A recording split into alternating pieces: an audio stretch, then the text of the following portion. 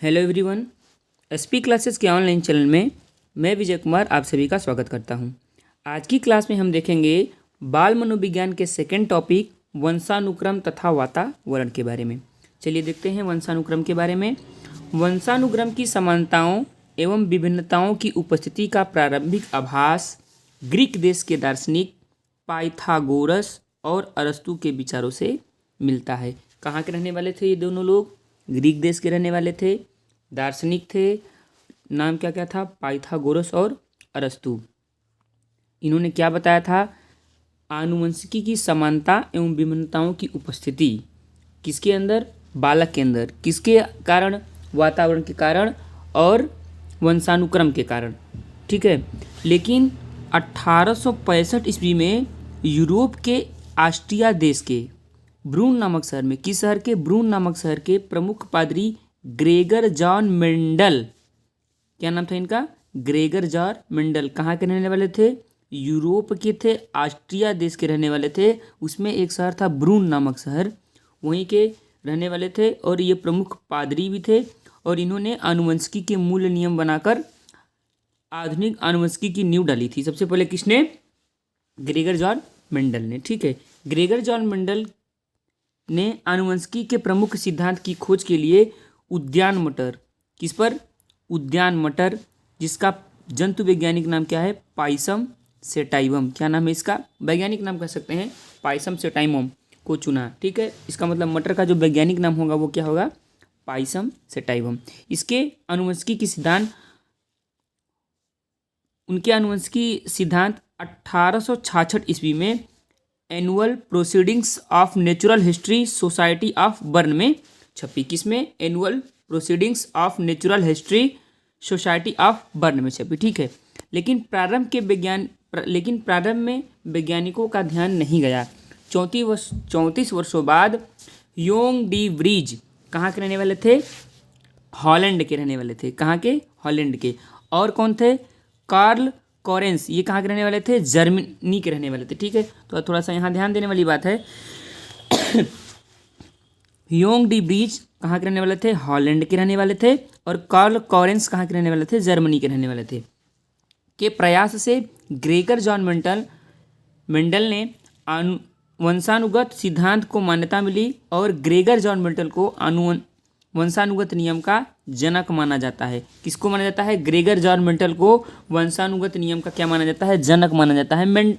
Gregor John Mendel full नाम है इनका, पूरा नाम है। ऐसे लोग मेंडल के नाम से जाने जाते हैं। मेंडल अगर पूछता है तो वो भी हम कहेंगे कि यही थे। ठीक है। आनुवंशिकता से तात्पर्य क्या है? आनुवंशिकता से तात्पर्य शारीरिक एवं मानसिक गुणों के संचरण से होता है, जो माता पिता से बच्चों के जीन्स के माध्यम से प्रवेश करता है। बच्चों में जीन्स के माध्यम से प्रवेश करता है। ठीक है। किससे प्रवेश करता है? माता पिता से। किस में? बच्चों में। किस माध्यम से? जीन्स के माध्यम, जीन जो होते हैं उनके माध्यम से। ठीक है। वातावरण से क्या तात्पर्य है? ये आनुवंशिकता का से तात्पर्य है। और वातावरण से क्या तात्पर्य है? वातावरण से तात्पर्य है, वातावरण के लिए पर्यावरण शब्द का प्रयोग किया जाता है। पर्यावरण दो शब्दों से मिलकर बना है, परि धन आवरण। और परि का जो अर्थ होता है वो होता है चारों ओर, और आवरण का जो अर्थ होता है ढकने वाला। इस प्रकार पर्यावरण या वातावरण का अर्थ है जो चारों ओर से ढके, मतलब कि हमारे चारों ओर का वह सिस्टम, वह निकाय जो हमें चारों तरफ से ढका रहता है और हमें प्रभावित करता है, उसे हम कहते हैं वातावरण। चलिए आगे देखते हैं। दूसरे शब्दों में वातावरण से तात्पर्य उन सभी तरह के उत्तेजनाओं से होता है जो गर्भाधारण से मृत्यु तक उसे प्रभावित करते हैं। कोई भी उद्दीपक या घटना व्यक्ति के मनोवैज्ञानिक वातावरण में तभी सम्मिलित मानी जाती है जब वह व्यक्ति को क्या करे? प्रभावित करे। इसका मतलब कि वातावरण क्या है? वातावरण वह हमारे चारों ओर का वातावरण जो हमें कहाँ से प्रभावित करे, और गर्भाधारण से कहाँ तक? मृत्यु तक हमें क्या करे? प्रभावित करे, उसे हम कहेंगे वातावरण। मतलब मनोवैज्ञानिकों ने मानना है कि जो चीज़ हमें प्रभावित करती है वही वातावरण है। हमारे चारों तरफ उपस्थित जो भी चीज़ें हैं और हमें वो प्रभावित करती हैं, उसे हम क्या कहते हैं? वातावरण कहते हैं। ठीक है। आगे चलिए देखते हैं। व्यक्ति का प्रत्येक व्यवहार आनुवंशिकता तथा वातावरण दोनों की अंतःक्रिया का परिणाम है। फिर से एक बार इसको देखेंगे। जो व्यक्ति के प्रत्येक व्यवहार हैं वो किसके किसके फलस्वरूप होते हैं? आनुवंशिकता के कारण और वातावरण के कारण। ठीक है, तो ये इंपॉर्टेंट है, आनुवंशिकता के कारण और वातावरण के कारण। आनुवंशिकता से व्यवहार के रचना तंत्र का निर्माण होता है। यहाँ देखिए, आनुवंशिकता होता है व्यवहार के रचना तंत्र का निर्माण होता है। ठीक है, और तथा वातावरण उस रचना तंत्र की चारदीवारी के अंतर्गत व्यवहार की एक निश्चित दिशा में विकसित करती है। इसका मतलब कि रचना तंत्र को जो विकसित करेगा वो आनुवंशिकता है, जो हमें किससे प्राप्त होती है? माता पिता से। किस माध्यम से? जीन के माध्यम से। और ये जो वातावरण है वो हमें क्या करती है? एक दिशीय बनाती है, व्यवहार को एक दिशा में ले जाने का कार्य करती है। ठीक है, आगे देखिए क्या लिखा हुआ है। मानव का विकास अनेक कारकों द्वारा होता है। प्राणियों के विकास एवं व्यवहार का अध्ययन करते समय मनोवैज्ञानिकों ने 2 कारकों पर जोर दिया है। किन किन कारकों पर? पहला है वंशानुक्रम और दूसरा है वातावरण। वंशानुक्रम किसे कहते हैं? यह जन्मजात एवं प्रकृतिजन्य होता है। ठीक है, वंशानुक्रम क्या होता है? जन्मजात होता है और प्रकृतिजन्य होता है, जबकि वातावरण अर्जित व पोषण आधारित होता है। अर्जित होता है और पोषण आधारित होता है। इसका मतलब कि वातावरण प्राप्त किया जा सकता है, माहौल प्राप्त किया जा सकता है, बनाया जा सकता है, और किस तरह से बच्चे का पालन पोषण हो रहा है वो पोषण पर आधारित होता है कि किस प्रकार की शिक्षा, किस प्रकार का जो है कि वातावरण, किस प्रकार का व्यवहार आप बच्चे के साथ करते हैं। ठीक है, आगे देखते हैं। जैविक मनोवैज्ञानिक वंशानुक्रम को अधिक महत्व देते हैं। कौन ज़्यादा महत्व देता है? जो जैविक हैं मनोवैज्ञानिक, वो वंशानुक्रम को ज़्यादा महत्व देते हैं कि यह ज़्यादा प्रभावित करता है किसी भी बच्चे को, जबकि वातावरणीय मनोवैज्ञानिक बालक के विकास के वातावरण को सर्वाधिक महत्व देते हैं। इसका मतलब कि जो वातावरण को मानने वाले वैज्ञानिक थे कि वातावरण ज़्यादा प्रभावित करता है बच्चों को, और कुछ थे जो जैविक मनोवैज्ञानिक थे वो कहते थे कि वंशानुक्रम ज़्यादा प्रभावित करता है बच्चों को। ठीक है, उनके व्यवहार में परिवर्तन होना, उनका व्यवहार कैसा है और वो किसी दूसरे के साथ कैसे व्यवहार करते हैं, ये जैविक मनोवैज्ञानिक ने वंशानुक्रम को बताया था कि ये ज़्यादा प्रभावित है और ज़्यादा इसका महत्व है। और जो वातावरणीय मनोवैज्ञानिक थे उनका मानना था कि वातावरण ज़्यादा प्रभावित करता है किसी भी बच्चे को। ठीक है, लेकिन आधुनिक मनोवैज्ञानिक ने माना कि बालक के विकास में वंशानुक्रम तथा वातावरण दोनों का ही मतलब कि महत्वपूर्ण योगदान को स्वीकार करते हैं। जो आधुनिक मनोवैज्ञानिक हैं उन्होंने कहा कि वंशानुक्रम तथा वातावरण दोनों का समान व्यवहार है किसी भी बच्चे के विकास के लिए। आगे देखते हैं, वुडवर्थ का मत क्या था? बीज में वृक्ष बनने की संभावना निहित रहती है, लेकिन वातावरण के आधार पर उसका विकास का स्तर निश्चित है। दोनों में से किसी एक के अभाव में वृक्ष का समुचित ढंग से विकसित होना संभव नहीं है। फिर से एक बार इसको पढ़ेंगे। बीज में जो है वृक्ष बनने की संभावना जो है निहित रहती है, लेकिन वातावरण के आधार पर उसके विकास का स्तर निश्चित है। दोनों में से किसी एक के अभाव में वृक्ष का समुचित ढंग से विकास नहीं हो सकता। इसका मतलब उन्होंने कहा कि 2 पक्ष कौन कौन से? वंशानुक्रम तथा वातावरण। इसका मतलब कि उन्होंने कहा कि जो बीज है उसमें पौधे बनाने की तो क्षमता विकसित है, लेकिन वह किस वातावरण में है यह मैटर करेगा। अगर उसे अच्छा वातावरण मिलता है तो वह एक अच्छा वृक्ष बनेगा, और अगर खराब वातावरण मिलता है तो उतना अच्छा वृक्ष नहीं बनेगा। ठीक है, अच्छे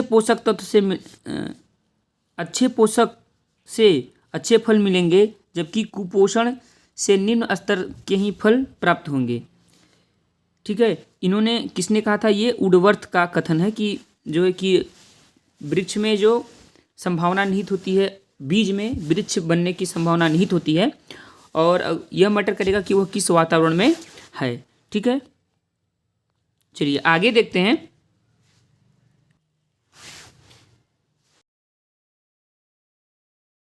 वंशानुक्रम व्यक्ति की जन्मजात विशेषताओं का पूर्ण योग है।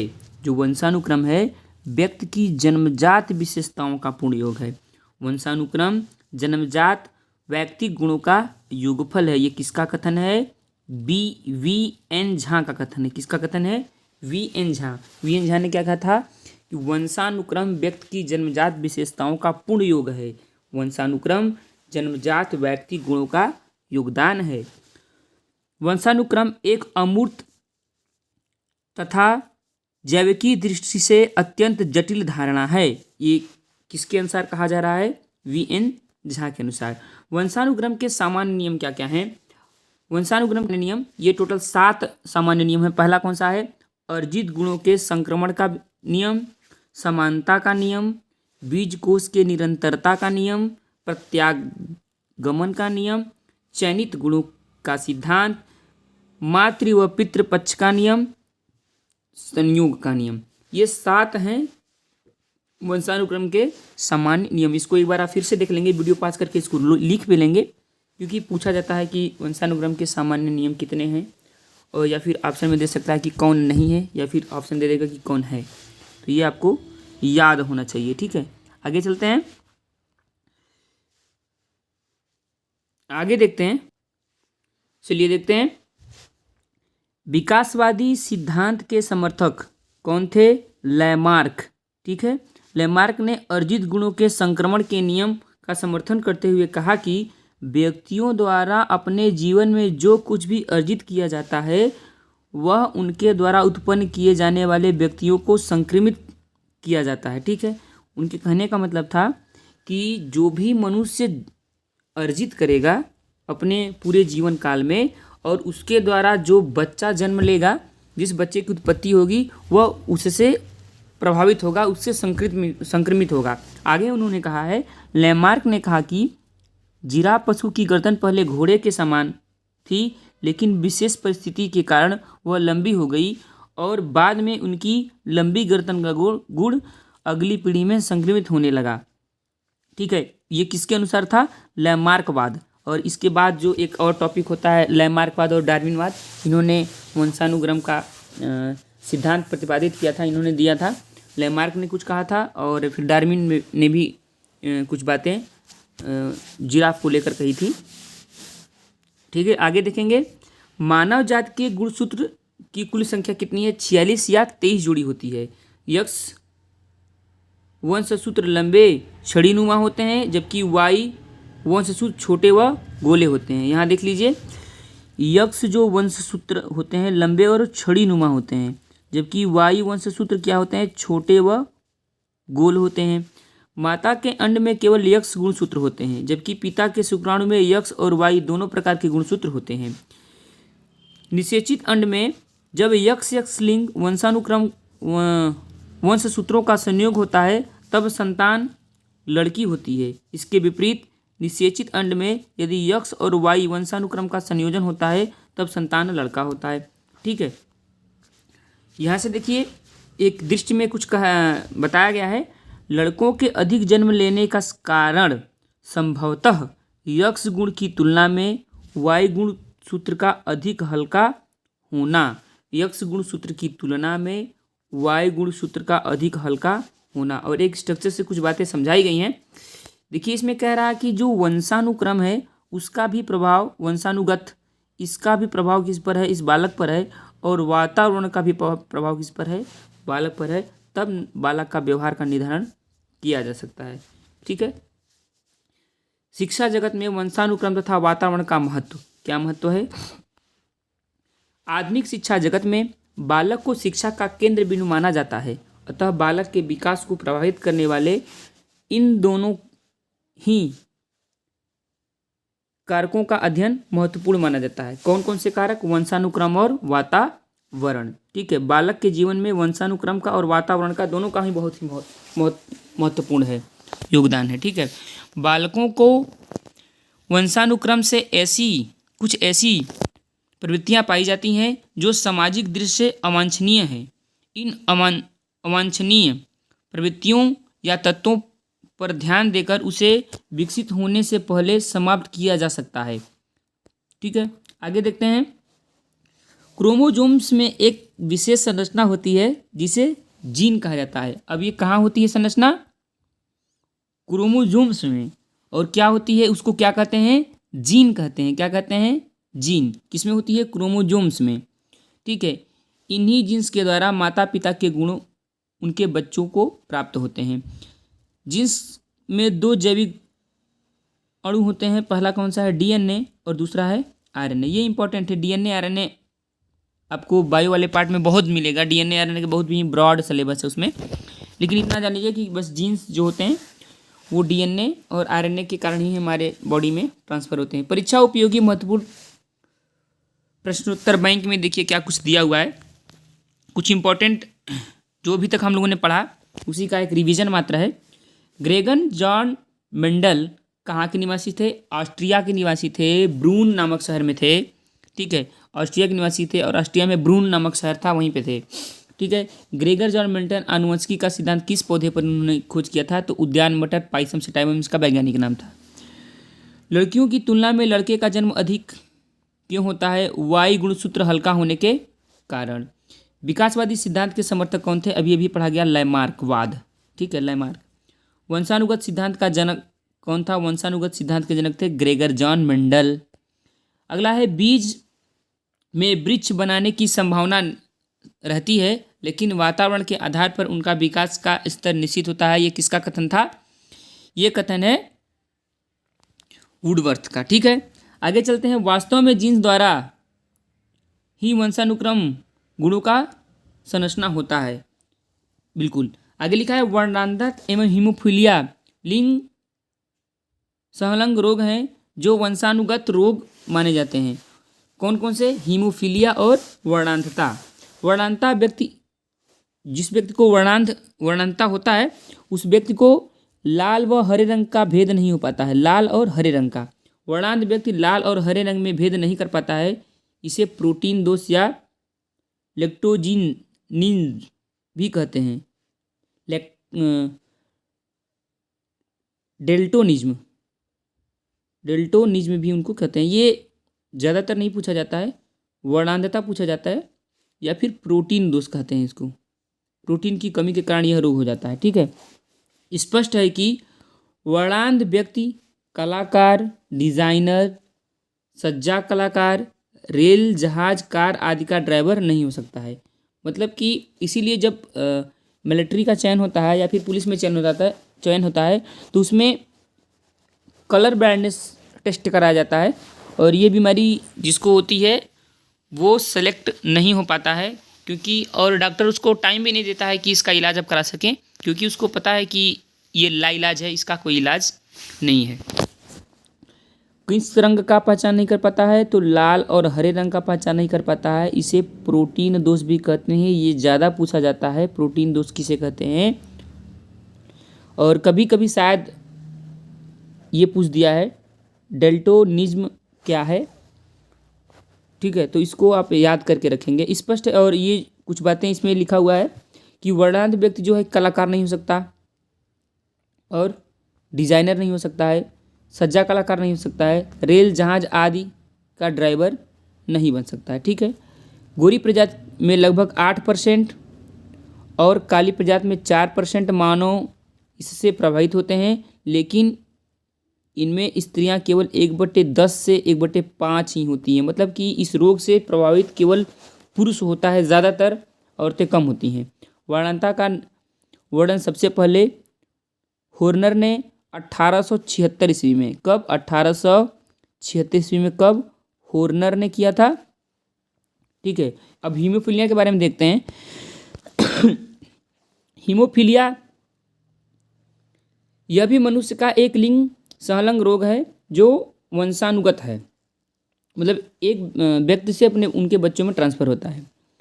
एक सामान्य व्यक्ति में चोट पर औसतन 2 से 8 मिनट में रुधिर का थक्का जम जाता है, जिससे रुधिर का बहना बंद हो जाता है। हीमोफीलिया के रोगियों में कुछ प्रोटीन्स की कमी के कारण थक्का नहीं जमता और रुधिर बराबर बहता रहता है, इसलिए उन्हें रक्तस्राव रोग भी कहते हैं। क्या कहते हैं, रक्तस्राव रोग भी कहते हैं। और शीघ्र उपचार न होने के कारण रोगी मर भी सकता है। हीमोफीलिया में इसका मतलब रक्त का थक्का नहीं जमता, कट जाने पर अगर आप कहीं कट जाते हैं तो वहाँ पर रक्त का थक्का जम जाना चाहिए, जिसकी वजह से रक्त का बहाव रुक जाए। लेकिन हीमोफीलिया जिसको होता है वो उसमें रक्त का थक्का नहीं जमता है, जिसकी वजह से रक्त लगातार बहता रहता है और सही से उपचार न होने पर व्यक्ति की मृत्यु भी हो जाती है। ठीक है, और इसके बारे में जो सबसे ज़्यादा वर्णन किया है किन्होंने किया है? हेल्डन ने इस रोग का विस्तृत वर्णन किया है। ठीक है, आगे चलते हैं। इसका प्रारंभ महारानी विक्टोरिया से हुआ था। बिल्कुल, ये सबसे पहले किसके अंदर पता चला था? महारानी विक्टोरिया के अंदर पता चला था कि ये रोग है। ठीक है, महारानी के माता पिता में जीन नहीं था, लेकिन महारानी की संतान में से कुछ यह रोग हुआ। अनुमानतः महारानी में यह जीन्स उत्परिवर्तन के कारण हुआ, क्योंकि महारानी के पति एडवर्ड भी सामान्य पुरुष थे। ये उत्परिवर्तन क्या है इसको हम बाद में देखेंगे। उत्परिवर्तन का मतलब होता है कि अचानक सा कोई एक नया गुण उत्पन्न हो जाना, या वो दोष हो सकता है या गुण हो सकता है, उसे कहते हैं उत्परिवर्तन। ठीक है, आगे क्लास में हम लोग देखेंगे वस्तुनिष्ठ प्रश्न। इस पर कौन कौन से क्वेश्चन बन सकते हैं अगली क्लास में हम ये देखेंगे।